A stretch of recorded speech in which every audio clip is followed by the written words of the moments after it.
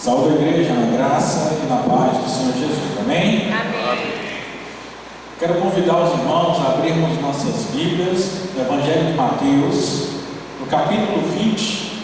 Nós vamos ler do versículo 1 ao versículo 16.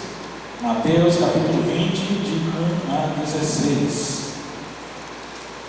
Nós temos meditado nos últimos dias nas parábolas do Reino de Deus. E Mateus, capítulo 13, onde nós estamos, traz-nos 7 parábolas do reino.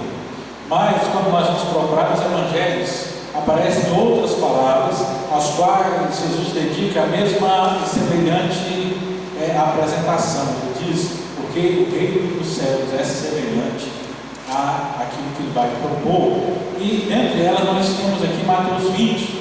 Eu busquei algumas, existem ali em Lucas também, mas eu procurei manter-nos dentro do Evangelho de Mateus, e a parábola dos trabalhadores na vinha, um título um pouco genérico. Nós temos mais algumas parábolas que falam de trabalhadores na vinha, mas essa aqui ela traz um princípio muito interessante, quando ele nos fala a respeito do quem serão os primeiros no reino de Deus. E é justamente aquele ditado muito conhecido dos últimos serão os primeiros serão os últimos, é exemplificado aqui através da mensagem do Senhor relatada pelo servo de Deus, Mateus. Todos encontraram? Amém? Mateus 20, de 1 a 16. Diz assim a palavra de Deus: porque o reino dos céus é semelhante a um dono de casa que saiu de madrugada para assalariar trabalhadores para a sua vinha, e tendo ajustado com os trabalhadores a 1 denário por dia, mandou-os para a vinha. Saindo pela 3ª hora, viu na praça outros que estavam desocupados, e disse-lhes: ide vós também para a vinha, e vos darei o que for justo. Eles foram. Tendo saído outra vez, perto da hora 6ª e da 9ª, procedeu da mesma forma. E saindo por volta da hora 1/10, encontrou outros que estavam desocupados, e perguntou-lhes: por que estivestes aqui desocupados o dia todo? Responderam-lhe: porque ninguém nos contratou. Então lhes disse: ide também vós para a vinha. Ao cair da tarde, disse o senhor da vinha ao seu administrador: chama os trabalhadores e paga-lhes o salário, começando pelos últimos e indo até os primeiros. Vindo os da hora 10ª, recebeu cada um deles 1 denário. Ao chegar os primeiros, pensaram que seriam mais, porém eles receberam 1 denário cada um. Mas tendo recebido, murmuravam contra o dono da casa, dizendo: esses últimos trabalharam apenas 1 hora, contudo os igualaste a nós, que suportamos a fadiga e o calor do dia. Mas o proprietário, respondendo, disse a um deles: amigo, não te faço injustiça. Não combinaste comigo 1 denário? Toma o que é teu e vai-te, pois quero dar a esse último tanto quanto a ti. Porventura não me é lícito fazer o que quero, o que é meu? Ou são maus os teus olhos, porque eu sou bom? Assim os últimos serão os primeiros, e os primeiros serão os últimos, porque muitos são chamados, mas poucos escolhidos. Amém? Vamos orar nesse momento. Feche seus olhos comigo. Senhor Deus e Pai, nós te agradecemos, Senhor, por estarmos aqui reunidos em Teu nome, Pai. Nós te agradecemos pela Tua palavra lida e pedimos, Senhor, que o Senhor nos ilumine para que possamos compreender a Tua palavra. Ó Senhor, fala aos nossos corações, nos instrua segundo a Tua vontade. Ó Senhor, traga a mensagem que o Senhor tem preparado para cada um de nós. Em nome de Jesus Cristo, Seu Filho amado, nós lhe pedimos e agradecemos. Amém. Talvez você já tenha ouvido a palavra de alguém desacreditado do Evangelho, que diz assim: desde que eu sou pequeno, eu vejo os crentes dizendo que Jesus vai voltar. E até hoje eu já estou ficando velho, com a cabeça branca, e não vi Jesus voltar ainda. Eu já fui confrontado com essa palavra algumas vezes. As pessoas, elas tentam fugir do princípio do retorno de Cristo e não percebem que temos da parte do Senhor um tempo que é dado para nós, justamente nos dando a oportunidade para que possamos buscar o Senhor, tomar o caminho certo, não deixar que os nossos prazeres, as nossas vontades nos impeçam de seguir ao Senhor e o seu plano e o seu propósito. Mas infelizmente o mundo e a própria palavra aponta para isso. Ele vai de mal a pior. E a palavra não nos deixa dúvida, e é interessante como as pessoas, mesmo contrariando, tentam buscar um mundo de melhorias, um mundo onde vai tudo viver uma alma de flores. Eu acho interessante que essas pessoas, parece que elas não veem a própria cultura, ela é moldada nisso. Nós temos dois tipos de filmes quando fala a respeito de um mundo no futuro muito distante, que são chamados, utilizados termos de utopia e distopia. Essas palavras em português estão aí prestado meio do latim, né? Nem entro muito na questão de raiz ou de onde elas vêm. Mas o que significa? A utopia é aquele pensamento de um lugar que vai ficar de repente melhor. Eu costumo lembrar dessa palavra utopia quando eu me lembro na época que morava em Brasília. Todo mundo conhece, Brasília foi construída e lembra do arquiteto famoso Oscar Niemeyer, homem que quase ficou passamento, né? Muito idoso, por causa daqueles prédios que ele construiu lá, com aquelas colunas todas curvas, o concreto aparente. Brasília é tudo diferente dos outros. Mas, juntamente com Niemeyer, para construir a capital federal, apareceu também ali, no concurso de arquitetura, veio um urbanista também, e para os do Brasil ele é conhecido, chamado Lúcio Costa. Então, enquanto Niemeyer construía aqueles prédios todos diferentes para o Congresso, o Palácio Comunal, aquelas coisas todas estranhas, aqueles pinos virados para cima e para baixo, Lúcio Costa construiu a cidade, planejou a cidade em forma de avião. Por isso, lá quando nós damos interesse no plano piloto, que é central, né, as pessoas dão interesse dizendo asa norte ou asa sul, porque a cidade é dividida em asa norte e asa sul. De um lado asa norte, do outro asa sul. Mas é interessante que ele dividiu as quadras, e quando a gente vai conhecendo, que eu trabalhei lá em atendimento, né, a gente fazia instalação, uma série de coisas assim, então a gente andava muito ali naquelas asas dos prédios. Os prédios são diferentes. Na pista central, que é chamado eixo rodoviário, ele divide a asa no meio e aí começa para cima as quadras ímpares e para baixo as quadras pares. Então são assim, você subindo tem as 100, as 200, 300, 500, 700. Para baixo é a 200, 400, 600. Então são assim. Então, quando você vai para Brasília tem aqueles endereços. 705 norte. A gente depois do tempo lá decorava, que quando me dava esse endereço, a cabeça já ia no mapa automaticamente. Mas o interessante é assim, eu sinto principalmente ele descendo, são chamados 200 e 400, para eu não ter que explicar a arquitetura do Brasil todo. As quadras 200 são apartamentos enormes. Tem apartamentos, talvez alguns, eles descem o apartamento à área de todo esse templo, de todo esse salão de culto nosso. Eram salas que facilmente caberiam uma fileira de bancos nessa. Mas quando você repara a 400, que era a quadra que vinha logo depois, eram prédios que eram menores, tinham menos andares e de apartamentos pequenos, bem parecidos com os apartamentos que a gente conhece hoje, mais modernos. Tudo pequenininho, cozinha pequenininha, sala pequena, tudo pequenininho. E aí uma vez estudando lá, o pessoal começou a falar, o que o Lúcio Costa pensou? A quadra 200 ela está aqui, a 400 está do outro lado. Apartamentos enormes e apartamentos pequenos. No meio das duas quadras tem a área que é chamada área de lazer, então onde tem os parques, os parquinhos infantis, as escolas. E segundo a cabeça do Lúcio Costa, que vivia numa utopia, utopia quer dizer um futuro maravilhoso, sem problemas, sem discriminação. A ideia dele, segundo diz o original, era que os funcionários públicos de Brasília, no alto escalão, morassem na quadra 200. E os empregados que trabalhavam para ele ali, funcionários domésticos, porteiros, morassem na quadra 400 do outro lado. E que os filhos dos empregados, eles brincassem no parquinho junto com os filhos dos patrões. A realidade é que o Brasil, quando se desenvolveu, alguns funcionários públicos ocupavam os grandes prédios ali, mas o pobre ele foi empurrado para o que nós chamamos no surgimento depois de cidades satélites.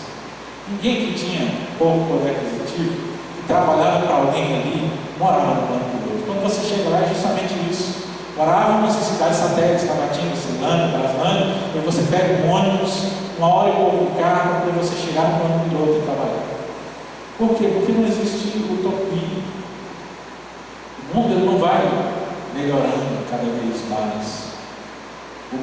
ele não é uma maravilha, mas o mundo é ruim, é mau, e o pecado nos empurra cada vez mais para longe. E é justamente esse pecado que é retratado aqui pelo autor de Mateus, quando ele fala a respeito dos trabalhadores. Homens que foram chamados para o trabalho, mas que demonstram uma inveja ali no final, mas uma inveja injustificada. O retrato que nos é dado é que a semelhança do reino do céu é a semelhança a um dono de casa. Aqui ele não está falando que o reino é a vinha, né? Nem como alguns vão entrar aí por aí dizendo, né, que quando vão fazer esse estudo, o pessoal da escola de alegoria, que gosta de criar resultados para tudo, vão chegar lá e achar uma pessoa para ser um administrador. Alguns tentam dizer que é Cristo. Não, Jesus seria o administrador. Isso não tem propósito na mensagem da parábola. Ele diz: o reino dos céus é semelhante a um dono de casa que vai assalariar trabalhadores para a sua vida. Esse homem demonstra um cuidado especial. Ele é proprietário de muitas coisas, é dono da casa. Nós vemos nos versículos para frente que ele tem um administrador, então ele não tinha necessidade de sair. Ele poderia dizer ao seu funcionário: vai lá e contrata gente para trabalhar na vinha. Mas ele não manda, ele não terceiriza. Ele mesmo vai procurar, ele mesmo vai conversar, ele mesmo negocia, conforme o versículo 2 fala, ele mesmo negocia com os primeiros trabalhadores que ele encontra ali na praça da cidade. Era o lugar onde estava. Você ia na praça, os trabalhadores estavam ali. Quem queria alguém para poder capinar um lote, para poder fazer alguma coisa, encontrava os homens ali. E se ia na hora primeira, no começo do dia, para que quando você contratasse a pessoa já no nascer do sol, ele já começasse a trabalhar, tinha o dia todo para poder produzir.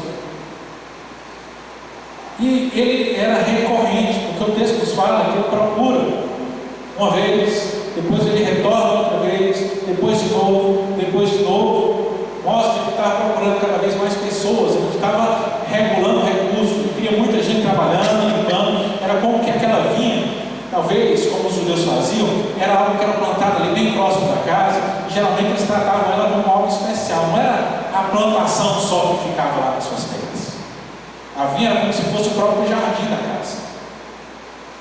Enquanto a plantação colhia para poder vender, para poder conseguir recursos, para guardar, para o alimento da família por muito tempo, trocar talvez por outras coisas que ele necessitasse, a vinha era de onde via as coisas que eram especiais. A vinha se produzia as passas, né, que ela ficava ali, que era o que se usava ali na culinária e tudo mais, alguma coisa um pouco mais doce, como um regalo no dia a dia. Era de onde se esmagava as uvas para poder fazer o vinho, que ficava guardado ali na casa, o vinho que era usado nas celebrações, que era usado nas festas, que era usado até nas cerimônias religiosas, nos sacrifícios que eram feitos. Então era algo que era cuidado quase como da família. Era o jardim da casa, como hoje talvez o dono de casa cuide do seu jardim, das rosas, das plantas que ela tem plantado ali, para produzir belas cores e ornar a sua casa. Então ele não regula nada para isso. Mas o padrão do comportamento dele nos mostra que tem alguma coisa um pouco mais. Por quê? Diz que ele saiu, né?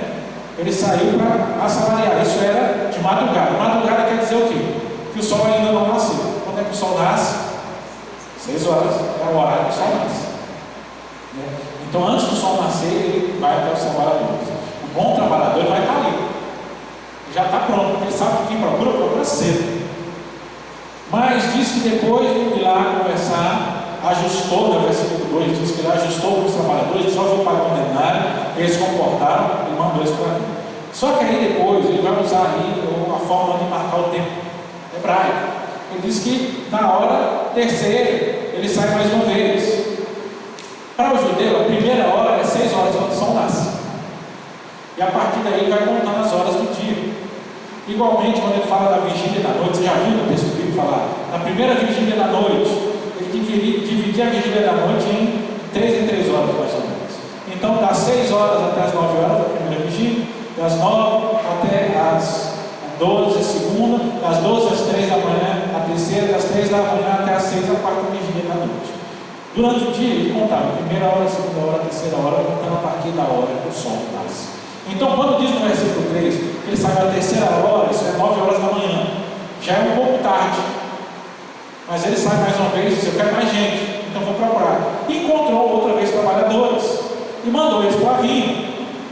E de vós também, versículo número 4, eles foram. No versículo de número 5, ele fala que ele saiu mais uma vez na hora sexta.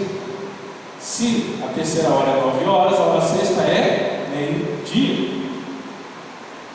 Só que o versículo 5 ele já resume, para o texto não ficar muito comprido. Saiu na hora sexta, meio-dia, e depois na hora nona, 3 horas da tarde, e fez da mesma forma. Quer dizer, quem ele encontrou lá, ele mandou para vir. Depois, o versículo 6 nos diz que ele saiu na hora 1/10, né? Seria aí mais ou menos na 11ª hora, 1/10 ou 11ª hora. No padrão que ele vinha, seria 12, 3, seria 6 horas. Só que 6 horas termina o dia e o judeu já parou de trabalhar. Mas quando ele diz 1/10, 5 horas da tarde. E ele encontrou outros que estavam ali, despreocupados. Perguntou: por que vocês ficaram desocupados o dia todo? Mas eles falaram: ninguém contratou. Você vê que na parábola Jesus não vem discutir a qualificação desses trabalhadores. Se a gente tentar discutir, a gente vai fugir do foco. Por quê? Num certo sentido, um trabalhador que não está nas primeiras horas da manhã para o trabalho, e ele já tinha ido lá na praça e eles não estavam lá, quer dizer que eles não estavam lá. Eles ficaram, vamos dizer, moscando em casa. Foi só encontrar 5 horas, então seria um trabalhador assim que não está muito responsável não, mas ele não discute isso. Ele só fala que encontrou, e eles falaram: ninguém nos contratou. Ele diz: então vão você também para vir. Só que é interessante que qual a fala que ele traz a esses homens? Lá no versículo 4 diz que é o procedimento básico: ide também para a vinha e vos darei o que for justo. Se ele desse só um pouquinho, por exemplo, ele pega o pessoal meio-dia, é só metade do dia, ele paga 1 denário para quem foi cedo. Ele poderia pagar meio denário para eles, quem estava meio-dia, e seria completamente justo. Ninguém fez nada disso. Mas ele disse: eu pagarei o que foi justo. Então, essa é a descrição da cena. Mas o que acontece aqui? O que eu quero chamar a atenção dos irmãos é que nós temos 3 tipos de pessoas nesse reino. O reino é o dono da casa e contratou os trabalhadores. Nós temos 3 tipos de trabalhadores que são demonstrados aqui, e nós vamos ver no decorrer. Nós temos aqueles trabalhadores que chegaram por último, eles quase não fizeram nada. Foi só 1 hora, enquanto as outras pessoas trabalharam das 6 da manhã até as 6 da tarde, 12 horas de trabalho. Teve alguns que chegaram lá e trabalharam só 1 hora. É aquele pessoal que talvez estava meio desapercebido. Nós não sabemos, ele faz questão de não colocar isso para nós, por que eles estavam ali, se eram qualificados ou desqualificados, porque ele está representando esses homens aqui uma outra coisa. Ele não está representando trabalhadores, mas ele está falando do rei. Ele está falando de recompensa. Ele está trazendo um ditado que nós encontramos lá no versículo número 16: os últimos serão os primeiros, os primeiros serão os últimos. Então vamos pensar, essas pessoas eles chegaram no final das contas. Só 1 hora, já estava quase tudo se acabando. Mas mesmo assim, quando foi para serem pagos, eles receberam o salário do trabalhador que trabalhou o dia todo. Mas o mais interessante aqui é justamente que o dono daquela vinha, o senhor da casa, né, aquele que representa o rei, ele não fez nada proporcional. Ele não pensou: quero pagar para esses aqui, mas os outros eu vou dar alguma coisa a mais. Ele não tentou maquiar coisa alguma. Ele simplesmente determinou para si que ele queria pagar a mesma coisa para todo mundo, independente do que eles fizeram ou que hora eles chegaram. E esses homens eles receberam, né? E o que é que eles fizeram? Eles saíram alegres, né? O versículo 8 e versículo 9, o que é que nos diz?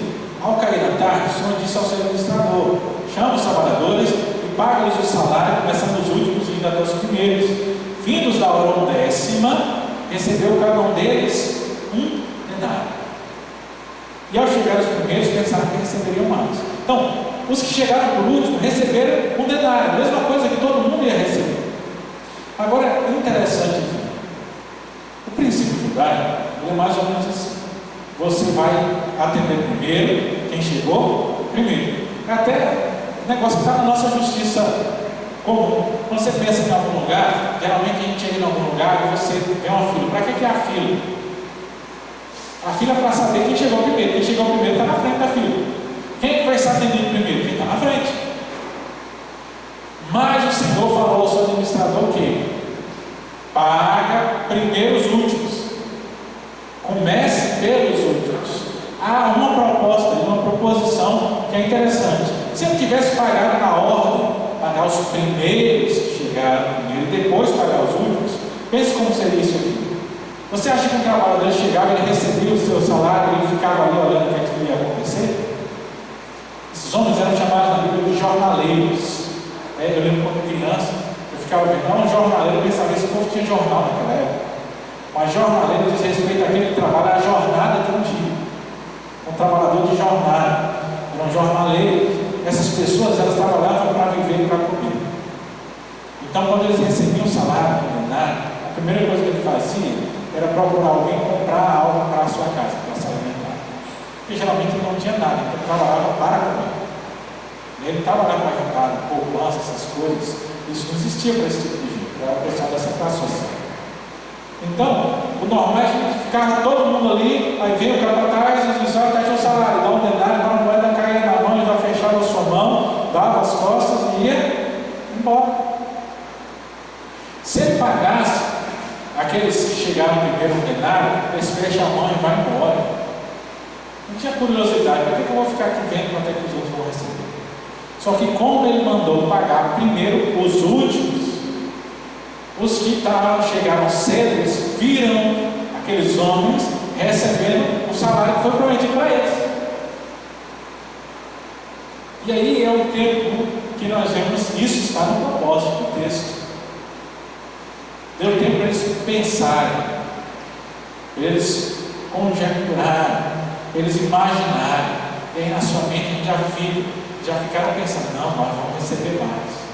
Mas a primeira classe, aqueles que chegaram, eles entenderam que alguém só contrata alguém 5 horas da tarde para poder trabalhar até às 6 por misericórdia, não é por necessidade. Porque aquilo que eles iriam produzir não dava resultado. Eles não iam fazer tanta diferença assim. Era algo que se pagaria sem propósito. E quando eles receberam o salário de um dia inteiro, com certeza eles lembraram disso. Porque eles chegaram ali, eles foram contratados por piedade, porque ninguém contrataria eles naquele horário. Mas ao receber o salário inteiro, eles entenderam que o que eles estavam fazendo ali na ocupação. Porque eles recebem e não se pronunciam, não falam nada. E eles vão embora. Chega outro que chegou 3 horas, recebe a mesma coisa. Chega outro que foi meio-dia, recebe a mesma coisa. Chega outro das 9 horas e recebe a mesma coisa. Então, a primeira classe são aquelas pessoas que são favorecidas.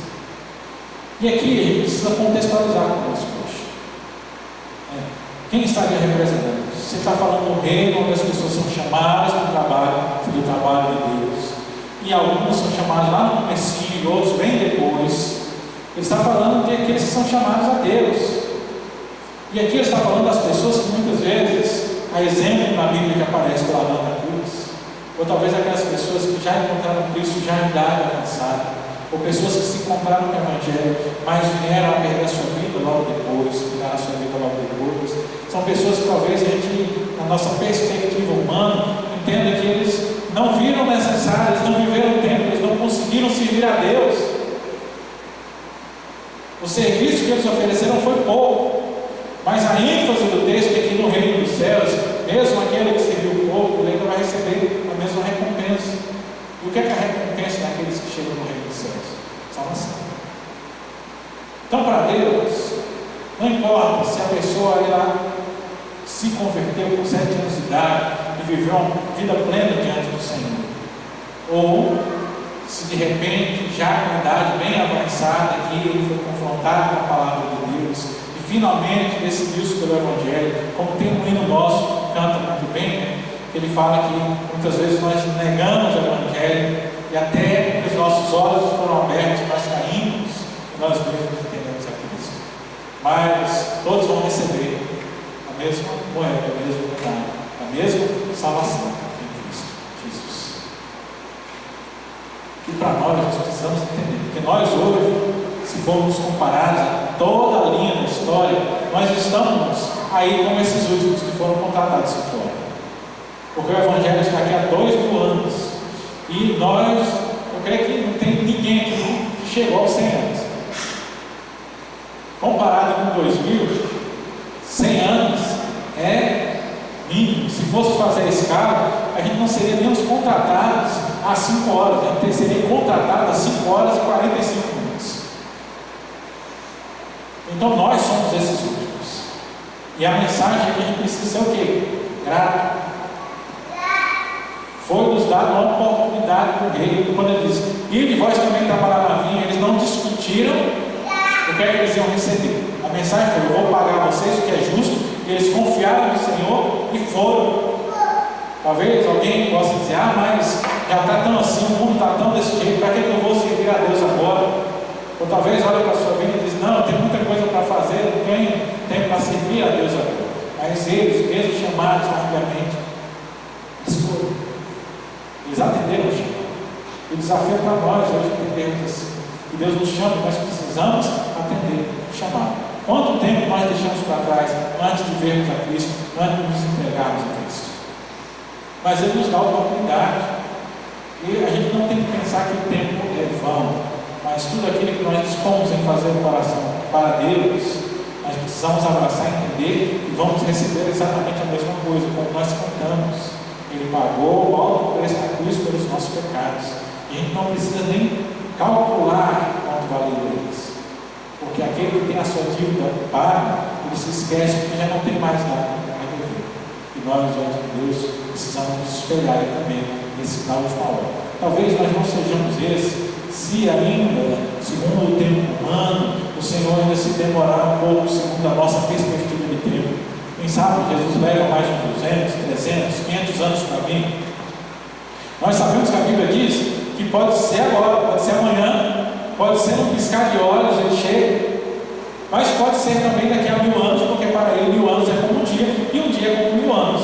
E se for assim, a gente vai ficando um pouco para trás, vão ter outros que vão ser chamados à nossa frente, e aí nós caímos na segunda categoria, que nós estamos aqui de trás para frente.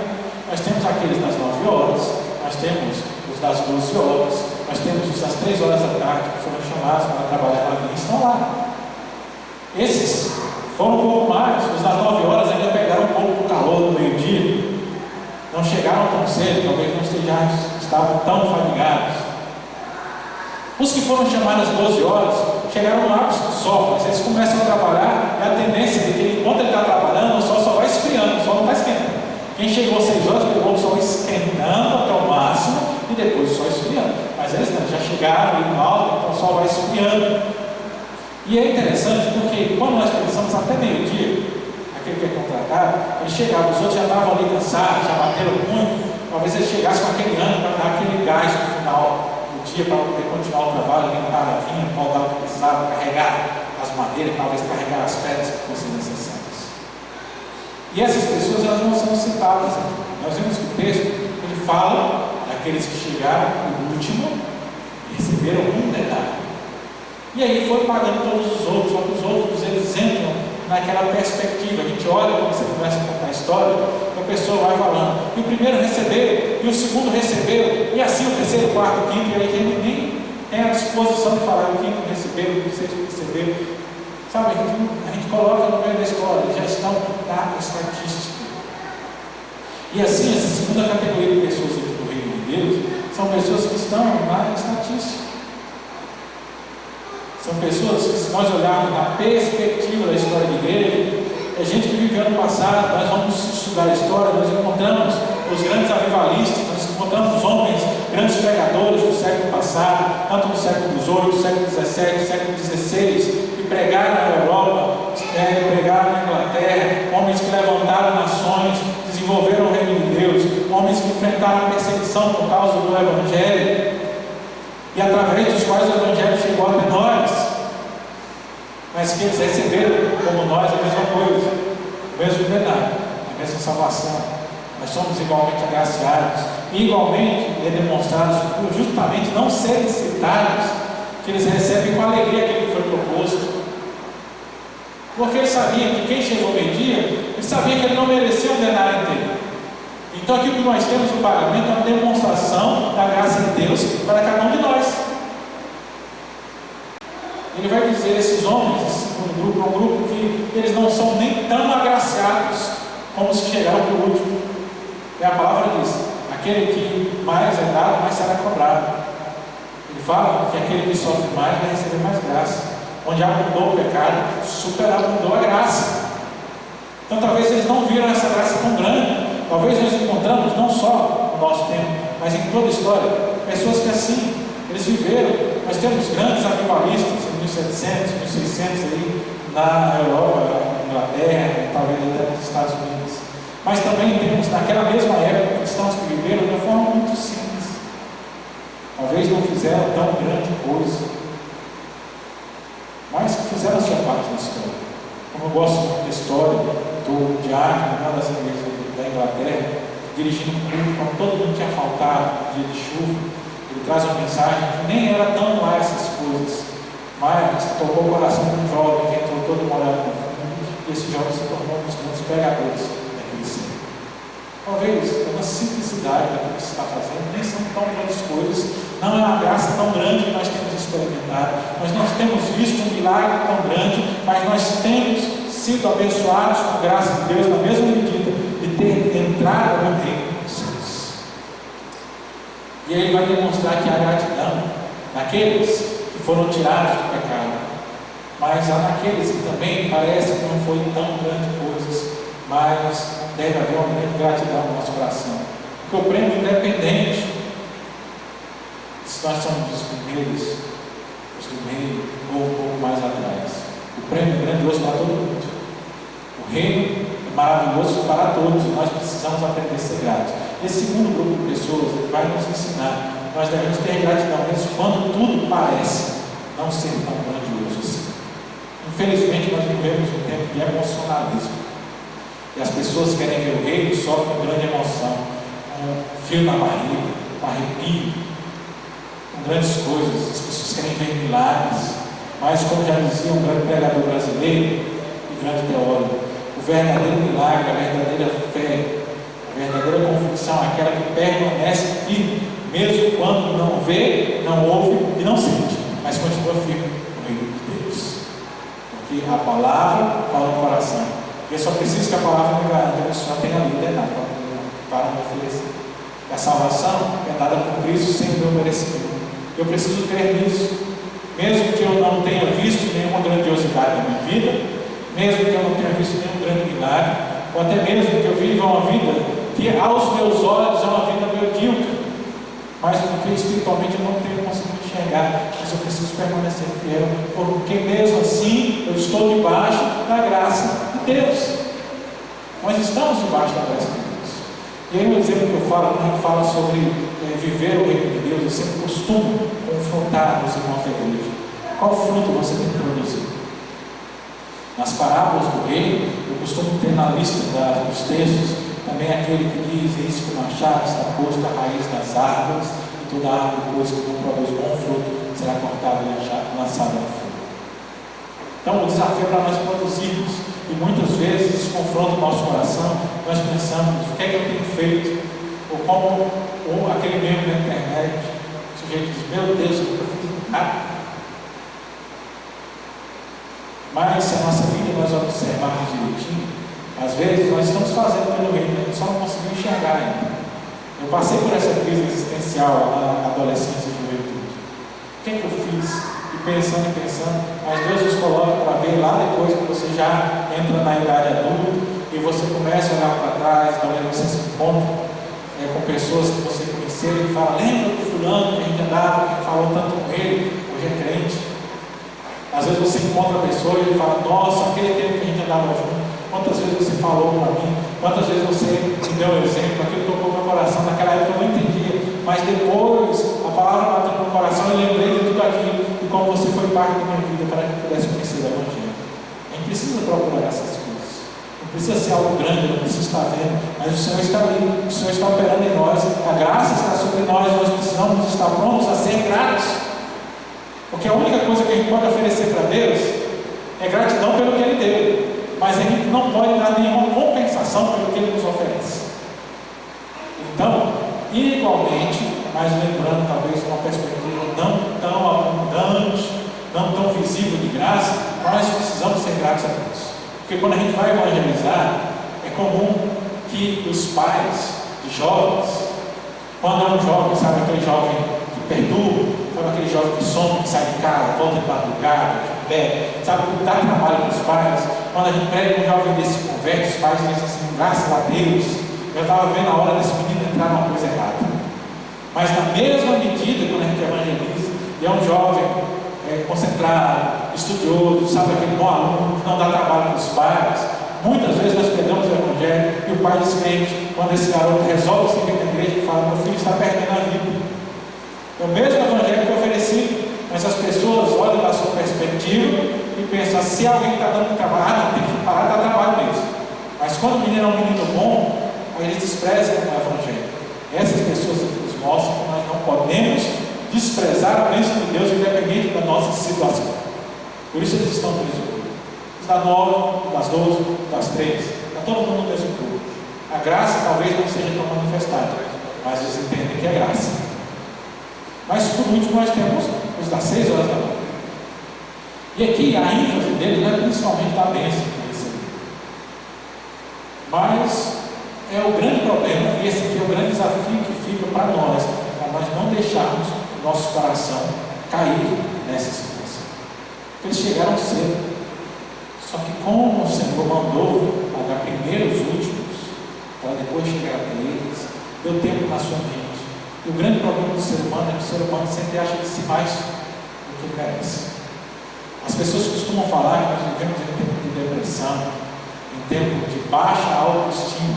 Mas teologicamente, quando nós vamos pesquisar sobre o comportamento humano, e colocando isso, não é só bíblico, mas a gente analisando o princípio bíblico, através da própria psicologia, comportamento, estudo do comportamento humano, a gente vai perceber que lá na raiz, o problema das pessoas não é baixa autoestima, mas é que todo mundo tem alta autoestima. Não é uma autoestima regular. Por quê? Muitas vezes as pessoas ficam deprimidas, sabe aquele sujeito, a pessoa que sofre porque as pessoas não olham para ele, ninguém vê, ele é invisível e ele se sente humilhado. Por que ele se sente triste? Porque ele acha que ele merece. Se a gente fosse no princípio bíblico, que é confrontado pelo nosso Senhor Jesus Cristo, lembra, ele está falando aqui do dono da casa, isso aqui vai bater diretamente com a interação de Jesus com os fariseus, por exemplo, que foi falado aqui de manhã, aqueles que se sentavam nos primeiros lugares. Aí Jesus falou, quando você for convidado, não senta nos primeiros lugares não, porque eram mesas gigantes, né? E as pessoas sentavam no primeiro lugar. E era uma coisa que eu acho interessante. Eu estive na cidade, o pessoal contava que antigamente os casamentos faziam desse jeito. E eu achei incrível que a pessoa contava dizendo que tinha saudade. Eu achei um negócio horrível. Mas era assim, o pessoal fazia uma cobertura, casamento na roça. E aí fazia a mesa e colocava aquela mesa, né? Diz que tinha galinha recheada, tinha carne assada, tinha aquele negócio todo. Só que o que aconteceu? Só tinha uma mesa, só que tinha mais de 200 pessoas. Então você chegava e chamava, quem vinha? Estavam os noivos, estavam os pais dos noivos, aí chegavam os padrinhos, o prefeito, as autoridades, eles sentavam primeiro na mesa. E eles sentavam e iam comer. Eles comiam, o resto dos convidados estavam todo mundo ali ao redor, em pé esperando. Quando eles terminavam, ele levantava, aí vinham os outros convidados e sentavam, mas isso era por ordem de importância. Então os mais importantes, primeiro as autoridades, o prefeito, vereadores, depois os professores, diretores das escolas, o comerciante, e assim até chegar ao trabalhador basal que ficava lá no fundo. A pessoa falava isso e eu me contorcendo no coração, né? Porque isso é justamente o contrário do que a Bíblia nos ensina. Eu já dizia assim, não, um negócio desse, se eu chegasse num casamento desse, e a pessoa mesmo que chamasse assim, não, pastor da igreja, eu me chamava para sentar aqui primeiro na mesa, eu não sentava na mesa. Eu ia embora. Quem me conhece sabe, eu não ia sentar na mesa. Porque a palavra nos ensina justamente isso. A gente não pode dar importância para essas posições, para esses lugares. Mas o coração do homem tem uma autoestima tão descontrolada que ele começa a sempre julgar que merece mais do que ele merece. Tanto é que as pessoas, mesmo crentes, mesmo conhecendo a palavra, às vezes cantam música que pede de volta aquilo que lhe pertence. Sem esquecer que, biblicamente, a única coisa que nos pertence é a condenação. Porque graça quer dizer que nós não merecemos. Mas esses homens deixaram isso tomar o seu coração, porque quando eles viram os últimos recebendo denários, opa, se eles que chegaram por último não recebendo um denário inteiro, então a gente vai receber mais do que isso. Um dia desse eu vendo um seriado que falava sobre um negócio em termos bíblicos, né? E aí o pessoal estava lá e falava da multiplicação dos pães. E tinha um grupo de judeus no meio de um monte de gente, e de repente alguém levanta e mostra um pão. Ele fala, opa, eles acharam o pão, se preparem que nós seremos os primeiros servidos. É justamente esse tipo de comportamento de Jesus. Então quando ele fala que esses homens eles olhar, nós receberemos mais. E vem, eles ficaram ansiosos, mas quando eles recebem a mesma coisa, eles ficam indignados. E do mesmo jeito tem gente que tem sido oferecida a mesma coisa pelo Evangelho, e eles ficam indignados. Infelizmente, isso é um retrato de algo que acontece dentro das nossas igrejas. Desde os tempos de seminário, que eu estou no ministério há 15 anos. Sou um ministério na igreja ordenada, mas antes desses 15 anos eu trabalhei por pelo menos uns 10 anos. Ainda antes de um tempo de estudo, de congregação na igreja. Uma coisa que eu sempre vi, algo que a gente aprende na caminhada. Quando você tem uma congregação que está 20 anos sendo congregação, muitas vezes para essa congregação virar igreja, só quando aquela primeira geração de crente morre todo mundo. Porque isso eu falo que eu presenciei.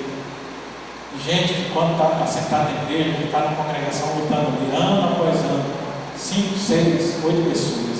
Quando chega alguém novo, ele diz, pronto, agora o negócio vai andar, agora as pessoas estão se convertendo, a gente tem mais força de trabalho, está chegando gente jovem, vai melhorar o louvor, vai melhorar tudo. E aqueles que estavam sentados dizendo, não, fulano não pode ir para frente, não, nós é que estamos aqui primeiro, a gente que tem o direito. E eles expulsaram, aqueles que chegavam, a gente via o coração apertado, tentando trabalhar, tentando desenvolver a igreja, tentando desenvolver a congregação, e as pessoas chegavam e eram isoladas. Não, você não pode fazer, você não deve. Aí ninguém fazia nada, mas quando o novato chegava, pastor, eu quero ajudar no louvor.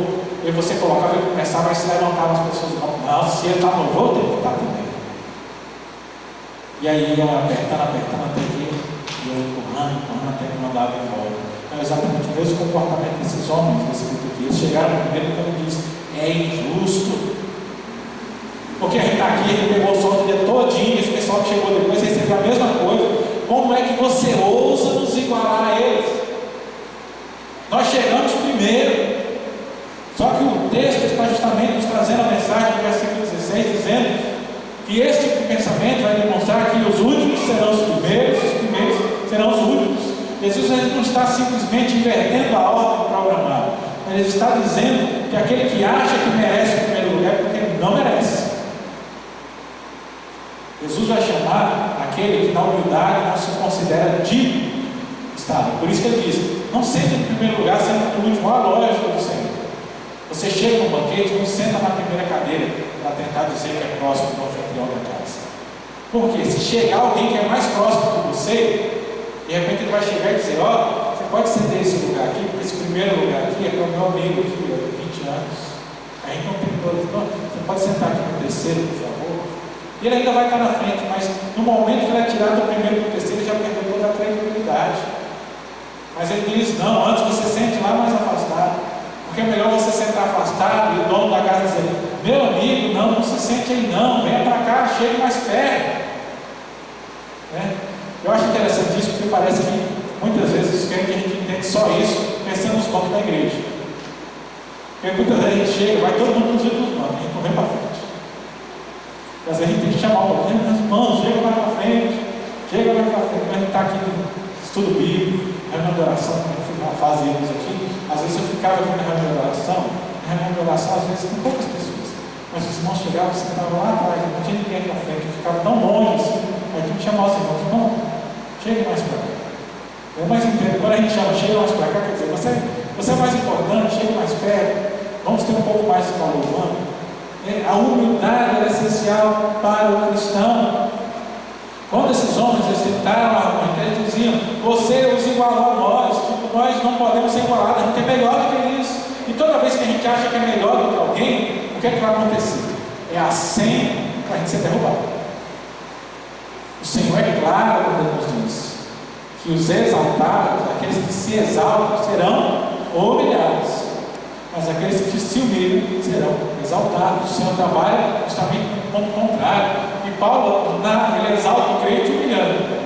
Se for ler os escritos de Paulo, Paulo vai dizer: olha, você vê que Deus não chamou muitos nobres, nem de bom nascimento, nem ricos, nem estudiosos. O que é que ele está dizendo? Ele chamou vocês. Ele está dizendo: vocês não são nem nobres, nem ricos, nem estudiosos, vocês não têm posição de nada, mas Deus chamou. Então ele exalta o crente, dizendo para o crente: você não é nada, mas Deus lhe abençoe. Então ele nos ensina esse pensamento contrário. Esses homens não entenderam isso. Por isso eles diziam: você não pode igualar a nós. E aí o Senhor tem que chamá-los à razão. Preste atenção no que está acontecendo. O Senhor diz, versículo 13: amigo, eu não te faço injustiça. Você não combinou comigo o denário? Olha bem o que acontece aqui. Só esses primeiros trabalhadores o Senhor negociou. Ele chegou e disse: olha, eu tenho alguém para trabalhar, se vocês trabalharem, paga um denário pelo trabalho do dia. Eles disseram: ótimo, denário, tá bom, eu vou trabalhar. Então eles concordaram com o pagamento. Se a gente lembrar todos os outros, o Senhor diz: vão para lá e eu vou lhe pagar o que for justo. E eles foram de bom grado, mas esses foram os únicos que foram negociados. Mas mesmo negociado e eles aceitando o pagamento, eles ainda reclamaram do pagamento que eles tinham concordado em receber. Então o primeiro pecado é nós queremos de Deus além daquilo que Ele nos prometeu. O que é a oração do Pai Nosso que nos ensina? Diz: o pão nosso de cada dia nos dá hoje. A palavra diz que nunca viu um justo desamparado, nem a sua descendência mendigar o pão. Nas palavras do reverendo Augusto Podemos, diz: o pão Ele nos promete e sustenta. Agora o bolo Ele dá se Ele quiser. Deus nunca nos prometeu além, mas tem muita gente querendo obrigar, achando que Deus é obrigado a dar além daquilo que está prometido na sua palavra. Deus não nos prometeu tranquilidade, mas Ele disse que nós passaríamos tribulação. Mas Ele disse que estaria conosco na tribulação, isso Ele prometeu. Deus não nos prometeu riqueza, mas eventualmente nós podemos ser abençoados com isso. Mas se Deus não prometeu, que direito eu tenho de cobrar a Deus? Como alguns muitas vezes dizendo, estão dizendo: mas o Senhor vai ter que me dar isso. É justamente o mesmo comportamento desses homens que são repreendidos. Ele diz: eu não sou injusto porque eu estou oferecendo para você exatamente aquilo que eu prometi. Então no nosso dia a dia, para que a angústia não tome conta do nosso coração, a gente venha pecar contra Deus, observe bem aquilo que está acontecendo antes de murmurar contra Deus por causa de algum problema que você tem enfrentado. Deus prometeu para você que você não iria passar problema. Deus prometeu a você que você não seria pobre.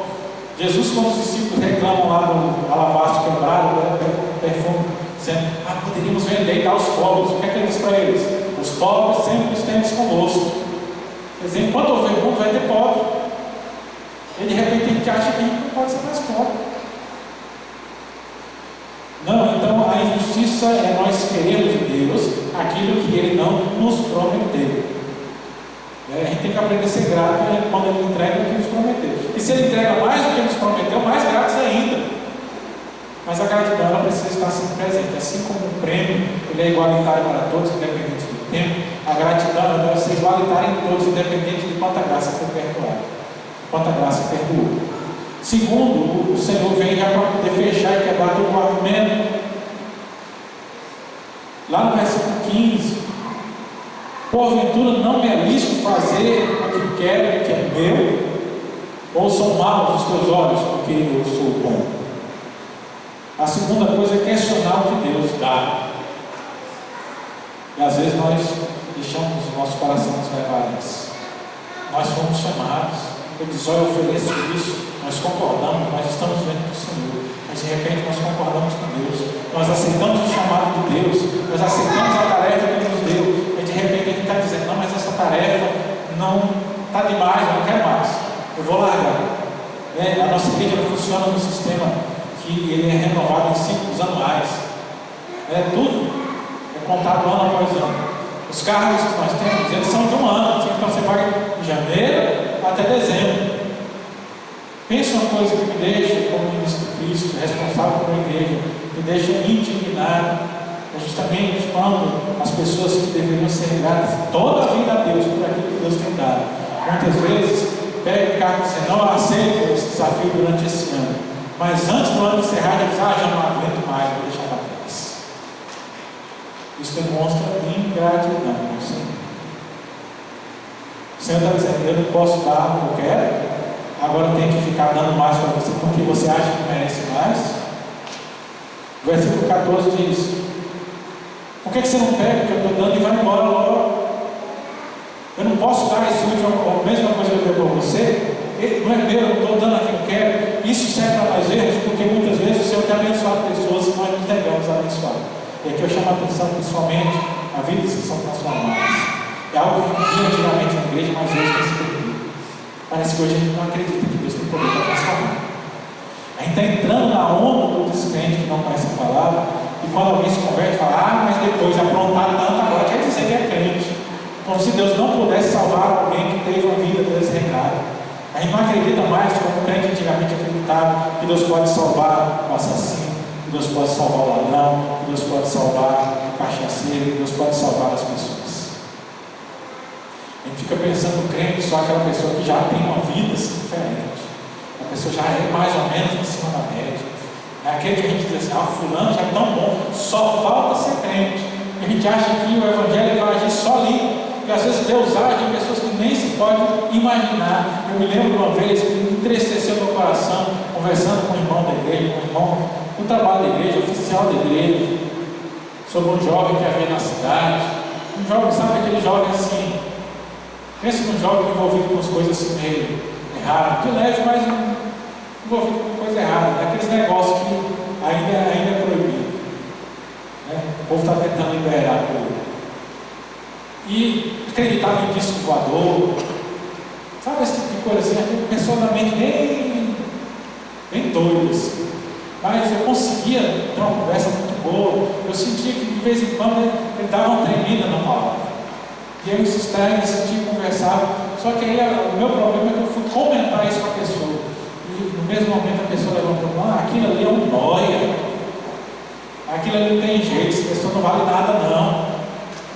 Eu penso: é incrível, muitas vezes a gente não acredita que Deus pode transformar os corações. A gente se recusa a entender que a palavra pode salvar a vida. Mesmo a vida do nóia, mesmo a vida de alguém desregrado, a palavra pode salvar a vida. Então essa negação é o comportamento que Deus está dizendo: eu não posso salvar, eu não tenho poder para salvar. Por que eu tenho que me limitar a salvar só aquelas pessoas que você acha que devem ser salvas? Por que eu tenho que me limitar a chamar e a comissionar, a dar função a só as pessoas que você acha que tem que ter? Por que você acha que tem que dar salvação só àquelas pessoas que a sociedade acha que são merecedoras de salvação? Porque é isso que a sociedade faz ao nosso redor. E se nós deixarmos eles fazer, eles vão contaminando a nossa mente, e as pessoas vão começar a pensar: não, mas o fulano, não sei não.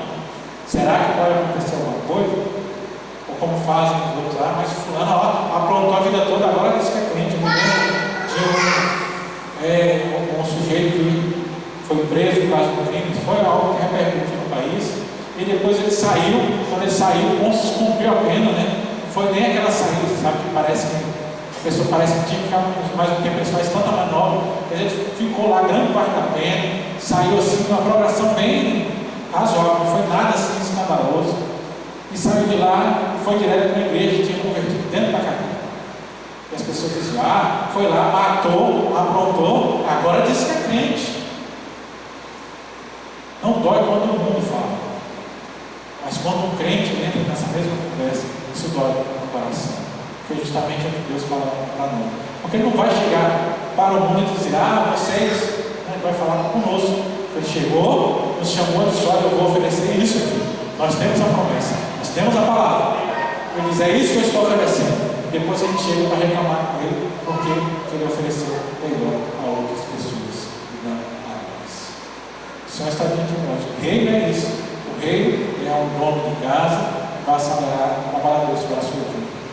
Por sermos alcançados e termos a oportunidade de estar na vida do Senhor, devemos ser gratos, independente da hora que chegamos ou do trabalho que fizemos.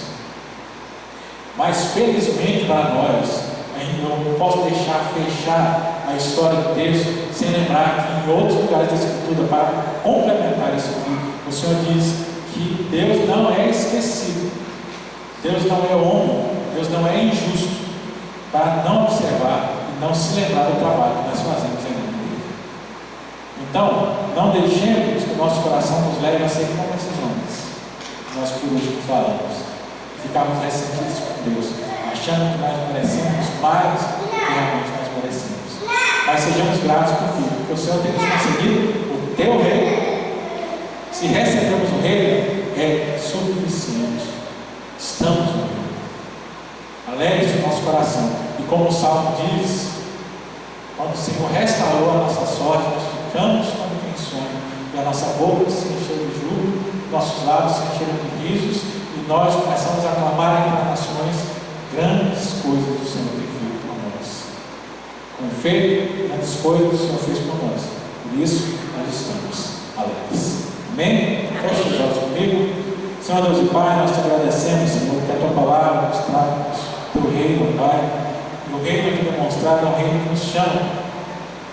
Pode nos chamar cedo, se formos colocando em direção à nossa vida, já na juventude, às vezes já na idade adulta, na meia idade, ou alguns também são chamados já quando a idade está avançada e são alcançados novamente. Mas independente do tempo que nós temos para servir a Deus, ou do quanto nós podemos oferecer, que o nosso coração demonstre uma gratidão que não nos permite duvidar da bondade do Senhor, nem questionar os teus propósitos e os teus princípios, Pai. Porque nós precisamos descansar que o Senhor não é injusto. O Senhor está sobre nós. E a tua graça tem sido derramada sobre todos nós. E da graça é o suficiente para cada um. O Senhor não nos promete sobrar nem faltar, mas a atenção seja necessária. Por isso nós cremos e somos gratos ao Senhor. Em nome de Jesus Cristo, seu Filho amado, nós o pedimos e agradecemos. Amém.